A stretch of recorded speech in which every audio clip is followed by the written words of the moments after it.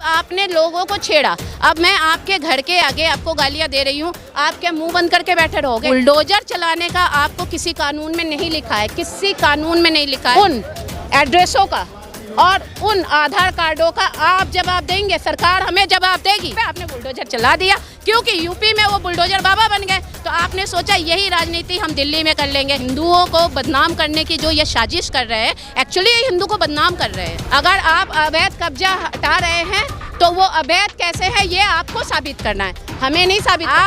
आप बीजेपी वालों को दीजिए ना 50 लाख रुपए, आपको भी मिल जाएगा अभी कार्ड। अभी आपको इलेक्शन में खड़ा कर देंगे, आपको राजनीति का राह भी ना आता हो।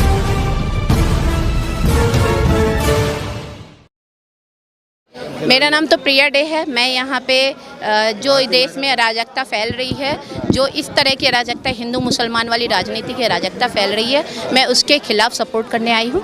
और मैं खुद भी एक हिंदू हूँ, तो इसलिए मैं ये जानती हूँ बचपन से पैदा होकर बड़े होने तक कि मैं ये जानती हूँ कि जितने भी ये लड़ाई दंगे हुए हैं, ये है राजनीति का ही हिस्सा, वो भी गंदी राजनीति का हिस्सा।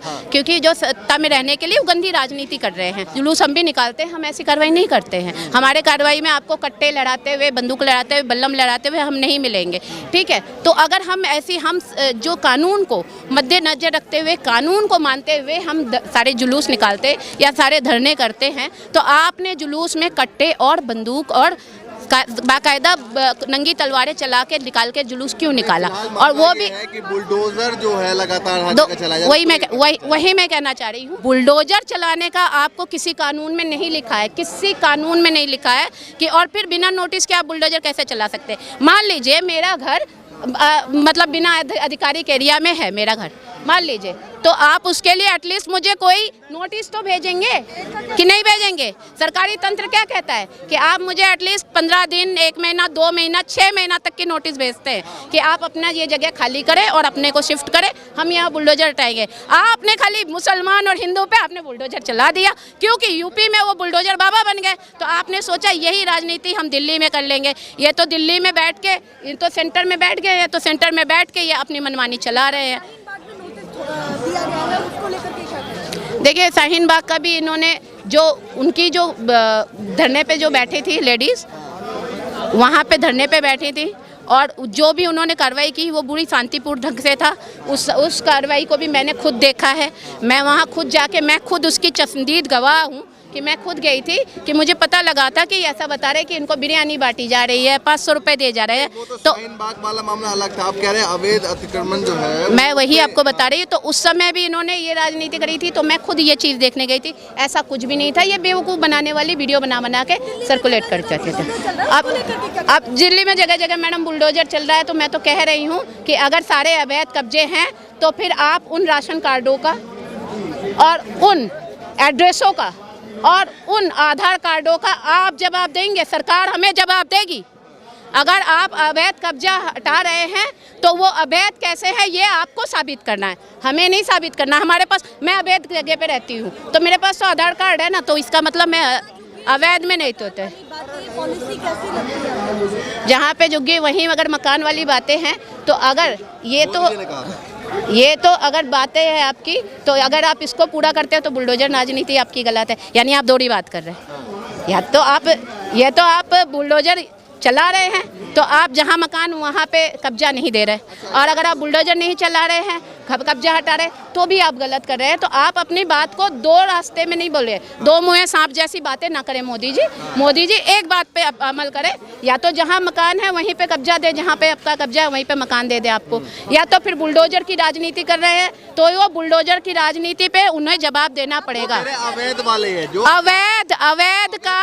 अवैध वाले पे भी आपको जहाँ हटाए हैं ना, उनके आधार कार्ड आपको दिखा दिए जाएंगे। आपको आधार कार्ड से थोड़ी साबित होता है कि वहाँ पे मकान है उनका। भैया बिना आधार एड्रेस के कौन सा आधार कार्ड बनता है, ये तो मुझे आप बताओ। वो तो 5 साल भी कोई मेरी बात बताइए, एड्रेस विदाउट एड्रेस आधार कार्ड कैसे बना? और जिस जगह का एड्रेस, अब ये जगह मेरी है, यहाँ पे आपने मुझे एड्रेस अलॉट किया है, तो यानी कि आप लीगली मान रहे हो ये जगह मेरी है। तो किराए पे कहीं पे रख के मैं बना लूंगा, किराए पे आधार कार्ड, वोटर कार्ड सारे नहीं बनते, उसके लिए मकान मालिक की आपको वो चाहिए। तो मकान मालिक को कहाँ से हटा लोगे? मकान मालिक भी तो उसी एड्रेस पे रह रहा, तो जहाँ एड्रेस है बुलडोजर की ही राजनीति है, बुलडोजर की ही राजनीति है। एक्चुअली में इन्होंने इनको ये मैं इस तरह से बताना चाहूँगी कि जैसे इन्होंने यूपी में अपनी गुंडागर्दी की राजनीति को बुलडोजर की राजनीति के साथ जोड़ लिया है, अब यही ये पूरे देश में करना चाहते हैं। और पूरे देश का जो मतलब सरताज वो दिल्ली है, राजनीति है, तो ये यहीं से इसको आगे बढ़ाना चाहते हो, क्योंकि यूपी बिल्कुल बॉर्डर पे है, तो ये इस राजनीति को इस तरह से आगे बढ़ाना चाहते हैं। और शाहीन बाग को नोटिस भेजने के पे मैं यही कहूँगी, क्योंकि जहाँ जहाँ जो राजनीति है, मुसलमान जहाँ ज़्यादा है, ये वहीं पे तोड़फोड़ की राजनीति करेंगे। हिंदू घर पे नहीं चल रहा। गुप्ता जी की दुकान पे चला है, तो गुप्ता जी तो मुआवजा बनवा लेंगे, मुसलमान को तो पहले ही भगा देंगे, आपको मुआवजा नहीं मिलेगा। आप जाके देख लो।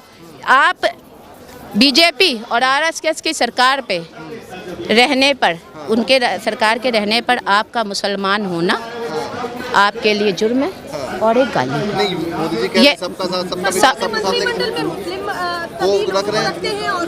नहीं, जो मंत्रिमंडल में कितने मंत्री पद है वो आप देख लें, मुझे बताने की जरूरत नहीं है।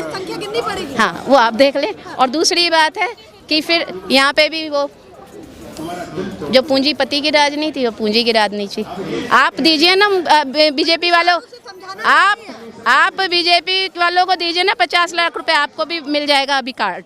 अभी आपको इलेक्शन में खड़ा कर देंगे, आपको राजनीति का राह भी ना आता हो। 4 जगहों पर नोटिस आया, उसको लेकर क्या कहना चाहेंगे? शाहीन बाग और 4 जगहों पे वो जो भी नोटिस आया है, इन पे सरकार को और सुप्रीम कोर्ट ने जो विचार करना चाहिए, और उसके बाद इस पे कोई कार्रवाई होनी चाहिए। और इस पे ही देश को अपना कानूनी तंत्र मजबूत रखना चाहिए और कानून पे भरोसा करके ही आगे बढ़ना चाहिए। इतना ही कहना चाहूँगी। Thank you.